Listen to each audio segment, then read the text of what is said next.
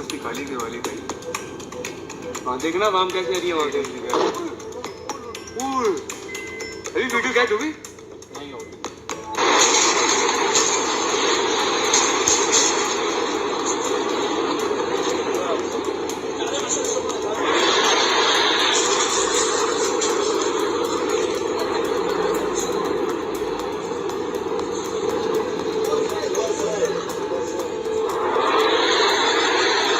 जय हिंद दोस्तों, global affairs में सभी का स्वागत है और मैं हूं सुलेमान।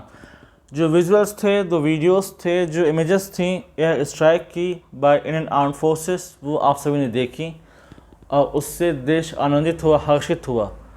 और इसके आफ्टरमैथ क्या होंगे हम सभी जानते हैं कि क्या इसका इम्पैक्ट होगा। लेकिन इस चीज़ में हमें ज़रा ध्यान देना होगा कि कैसे इसने पाकिस्तान के एक की टेरर एलिमेंट मसूद अजहर को बहुत बड़ा नुकसान पहुँचाया है, कि क्यों मसूद अजहर को इस अटैक से बहुत ज़्यादा क्षति पहुंची, बहुत ज़्यादा नुकसान पहुंचा है। इवन उसको लगता है मेंटल ट्रॉमा तक हुआ है। बहावलपुर वो एरिया है इन पंजाब जहां से जुड़ा हुआ है मसूद अजहर जिसने जैश ए मोहम्मद की नींव रखी थी आफ्टर IC-814 प्लेन हाईजैक। इसके बाद उसने कैरी आउट किए series of attacks on different locations in India, be it Parliament of India, Pulwama, Uri and even Pahalgam attack. तो इन सारे अटैक्स में वो इन्वॉल्व था और उसने सीरीज ऑफ अटैक्स प्लान किए अलग अलग शहरों में, दिल्ली में, मुंबई में, इन कश्मीर रीजन। और ये व्यक्ति इतना ज़्यादा लीथल था अपने ऑपरेशन में कि इसके कारण कई निर्दोषों की जान गई। 1968 में इसका जन्म हुआ इवन इन बहावलपुर, और वहाँ से ये जाता है अफ़गानिस्तान में ये जिहाद की ट्रेनिंग लेता है और वापस आता है in Pakistan post Soviet Afghan war जब कंक्लूड होता है, जब ख़त्म होता है, तो फिर ये फर्दर एक्टिव होता है इन कश्मीर, ताकि यहाँ पर दोबारा से जो है सेपरेटिज़म और जो आतंकवाद की जो जड़ें हैं उसको मजबूत की जा सके और यहाँ पर आतंकवाद फैलाया जा सके। इसको प्रॉपर ट्रेनिंग दी जाती है। तब ये उसामा बिन लादेन से ही मिलता है।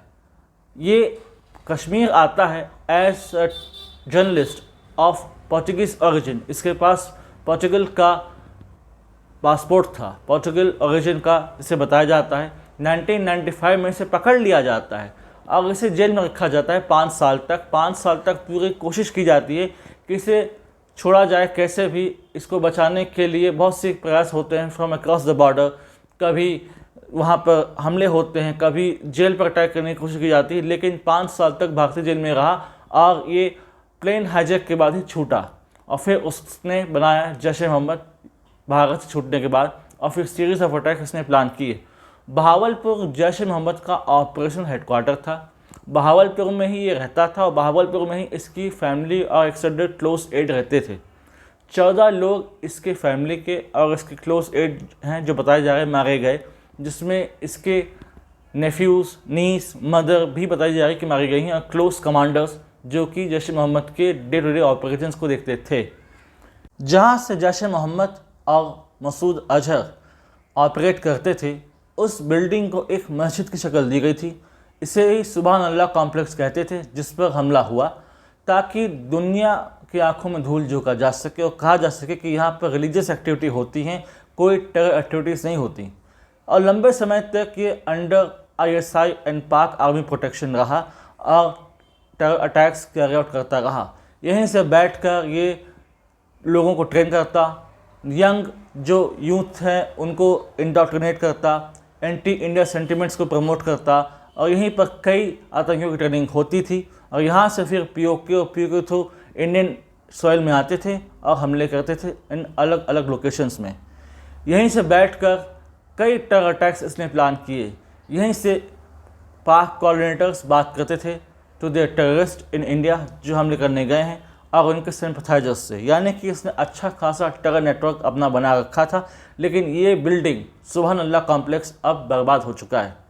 इसमें बच्चे ही मारे गए हैं। ये दुख की बात है कि बच्चों का मारा जाना दुखद है, लेकिन इन्हें भी वही शिक्षा दी जा रही थी, इन्हें भी एंटी इंडिया सेंटिमेंट्स ही सिखाया जा रहा था, इंडोक्ट्रिनेशन इनका किया जा रहा था ताकि ये भी भविष्य में आतंकवादी ही बने। इसलिए बहुत ज़रूरी था कि इसको पनिश किया जाए। इस पनिशमेंट ने, इस अटैक ने इसको इस हद तक नुकसान पहुंचाया है, इस हद तक ट्रॉमेटाइज़ किया है कि इसने कहा कि बेहतर होता कि मैं ही मर जाता, यानी कि इसको बहुत बड़ा नुकसान पहुंचा है।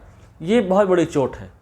और पिछली बार कई लोगों ने पूछा था कि प्रमाण दीजिए अटैक का, बालाकोट एयर स्ट्राइक का प्रमाण दीजिए, तो आज वीडियोस पाकिस्तान से सामने आ गए हैं। पाकिस्तान में इसके कई वीडियोस वायरल हैं। इस बिल्डिंग के वीडियोस आप देख सकते हैं, लोगों को लेकर बाहर आया जा रहा है, एम्बुलेंसेस में लोगों की डेड बॉडीज़ और जो इंजर्ड हैं उनको लाया जा रहा है।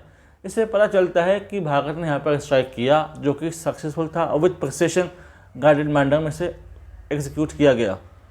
अगेन कोई सिविलियन हताहत नहीं हुआ। इसमें फोकस थे टेरर कैंप्स, फोकस थे टेररिस्ट और उनको एलिमिनेट करना और उनके अंदर डर डालना कि यदि आप एंटी इंडिया एक्टिविटी करोगे तो भारत चुप नहीं रहेगा, आपको सज़ा भोगनी होगी। और Bahawalpur is a core area in this regard. Bahawalpur core area था, एपी सेंटर ऑफ टेररिज्म इसे कहा जा सकता है, क्योंकि यहाँ से बहुत सारे टेररिस्ट इंडिया में आते थे, अटैक करते थे और निर्दोषों की हत्या करते थे। अब पाकिस्तान फेस सेविंग की एक्टिविटी शुरू कर चुका है। उसका मिस इन्फॉर्मेशन का प्रोपेगेंडा भी शुरू हो गया है। उसका ये बताना कि हमने कई इंडियन फाइटर जेट्स पर हमला किया है, उन्हें शूट डाउन किया है, जबकि सच बात तो ये है कि Indian fighter jets Indian air space में ही रहे, उन्होंने LOC क्रॉस नहीं किया, उन्होंने इंटरनेशनल बॉर्डर क्रॉस किया नहीं। तो फिर किस पर अटैक किया पाक एयरफोर्स ने या पाक आर्म्ड फोर्सेस ने, जिसकी झूठी गवाही दे रहे हैं, जिसके बारे में झूठ फैला रहे हैं, भ्रामक जानकारी दे रहे हैं। एज़ यूजुअल LOC अब बहुत ज़्यादा हॉट हो चुकी है, वहाँ लगातार हमले हो रहे हैं। बौखलाहट में, गुस्से में पाक आर्म्ड फोर्सेस ने सिविलियन एरियाज़ पर हमला किया, जिसमें 7 सिविलियंस मारे गए इन LOC रीजन। ये होना था क्योंकि पाकिस्तान केवल सिविलियंस पर हमले कर सकता है। इंडियन आर्म्ड फोर्सेस के सामने उसकी हिम्मत नहीं कि वो सस्टेन कर पाए, खुद को लंबे समय तक रुक पाए। इस अटैक के बाद से ये भी कहा जा रहा है कि बहुत बड़ी प्रेस्टीज के बात बन जाता है आसिम मुनीर के लिए। आसिम मुनीर ने कुछ दिन पहले एंटी हिंदू स्पीच भी दिया हुआ था और बड़ी बड़ी बातें की थी। तो इस अटैक के बाद से आसिम मुनीर की प्रेस्टीज का भी प्रश्न बन जाता है कि वो कैसे अपनी प्रेस्टीज को बचाएगा और कैसे पाक लोगों के ऊपर अपनी पकड़ दोबारा जमाएगा, क्योंकि पंजाब वही रीजन है जहाँ से खुद आसिम मुनीर आता है और पंजाब में ही घुसकर भारत ने हमला किया है, यहाँ पर स्ट्राइक किया है, जिससे पता चलता है कि हमारी operation efficiency up to mark है और इसे और ज़्यादा इन्हांस किया जा रहा है। यानी कि एक प्रकार से डिसेप्शन था ये, जिसमें बाकियों को ये लगा कि भारत में मॉक ड्रिल चल रही है, सिविलियन इमरजेंसी ड्रिल चल रही है और ऐसा अटैक की कोई संभावना है नहीं। लेकिन रात के वक्त आर्म्ड फोर्सेस अटैक करती हैं इन गाइडेड मैनर, प्रॉपर प्रिसिशन के साथ, विथ एफिशिएंसी, ताकि जो पिन पॉइंट टारगेट है उन पर हमला किया जा सके विथ एक्यूरेसी। और वही हुआ। 9 ठिकाने, 24 स्ट्राइक, जिसने टेरर नेटवर्क के पूरे जाल को तबाह कर दिया, नष्ट भ्रष्ट कर दिया। और वहाँ पर आप देख सकते हैं अब तबाही का मंजर वहाँ पर है। और अब पाक फ़ौज में, पाक गवर्नमेंट में एक खलबली है, एक डर है, एक घबराहट है, एक बौखलाहट है कि अब आगे हम क्या करेंगे। पाक रिटेलिएट करेगा, वो रुकेगा नहीं, पाक डेफिनेटली रिटेलिएट करेगा और इसकी तैयारी भारत सरकार ने, आर्म्ड फोर्सेस ने कर ली है। और कैसे उसे न्यूट्रलाइज करना है यह भी तैयारी कर ली गई है। तो आने वाले समय में आप एस्केलेशन बढ़ता देखेंगे अक्रॉस बॉर्डर, अक्रॉस LOC। इसलिए हमें इस फेस कर तैयार होना चाहिए, mentally, physically, in all the manner. Let's see what happen next, but for sure we should stand with our government, with our armed forces and be ready for the further escalation and prepare yourself psychologically, physically, mentally for coming tensions and coming challenges. Thanks for watching. Do like, share, subscribe the channel and watch for this video for the knowledge of people. लोग समझ सकें कि क्या significance थी इस attack की और कैसे बहावलपुर टेरर नेटवर्क को ध्वस्त करके एक बहुत बड़ी क्षति पहुंचाई हमने पाकिस्तान को और मसूद अजहर को इन वेरी इफेक्टिव मैनर। हमारे चैनल को सब्सक्राइब कीजिए, इस वीडियो को प्रोपेगेट कीजिए, वाइडली फैलाइए ताकि लोग एजुकेट हो सकें, इस वीडियो की सिग्निफिकेंस के बारे में जान सकें और इस डेवलपमेंट के बारे में जान सकें कि क्यों ये सिग्निफिकेंट है। यदि आप हमसे जुड़ना चाहते हैं तो आप इंस्टाग्राम, टेलीग्राम के थ्रू हमसे जुड़ सकते हैं। इसका लिंक डिस्क्रिप्शन में है, आप जाइए, इंस्टाग्राम टेलीग्राम के थ्रू हमसे जुड़िए और इस चैनल को प्रोपगेट कीजिए और फैलाइए। Thanks for watching. जय हिंद, जय भारत।